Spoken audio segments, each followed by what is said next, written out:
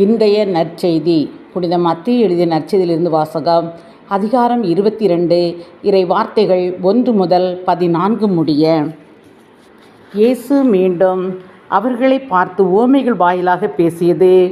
விண்ணரசை பின்வரும் நிகழ்ச்சிக்கு ஒப்பிடலாம். அரசர் ஒருவர் தன் மகனுக்கு திருமணம் நடத்தினார்.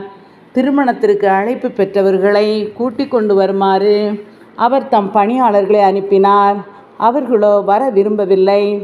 மீண்டும் அவர் வேறு பணியாளர்களிடம், நான் விருந்து ஏற்பாடு செய்திருக்கிறேன், காளைகளையும் கொழுத்த கன்றுகளையும் அடித்து சமையல் எல்லாம் தயாராய் உள்ளது, திருமணத்திற்கு வாருங்கள் என அழைப்பு பெற்றவர்களுக்கு கூறுங்கள் என்று சொல்லி அனுப்பினார்.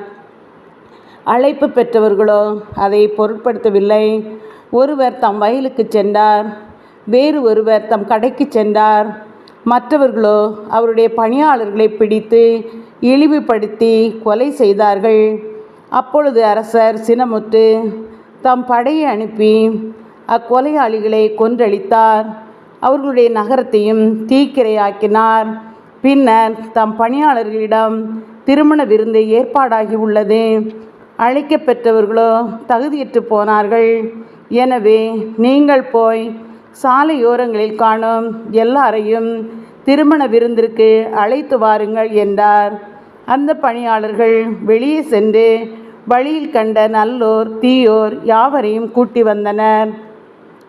திருமண மண்டபம் விருந்தினரால் நிரம்பியது.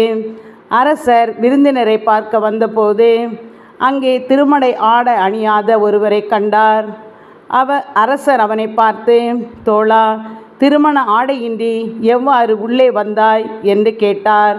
அவனோ வாயடைத்து நின்றான். அப்போது அரசர் தம் பணியாளர்களிடம், அவனுடைய காலையும் கையையும் கட்டி புறம்பே உள்ள இருளில் தள்ளுங்கள், அங்கே அழுகையும் அங்கலாய்ப்பும் இருக்கும் என்றார். இவ்வாறு அழைப்பு பெற்றவர்கள் பலர், ஆனால் தெரிந்தெடுக்கப்பட்டவர்களோ சிலர். இது கிறிஸ்துவின் நற்செய்தி. கிறிஸ்துவே உமக்கு புகழ்.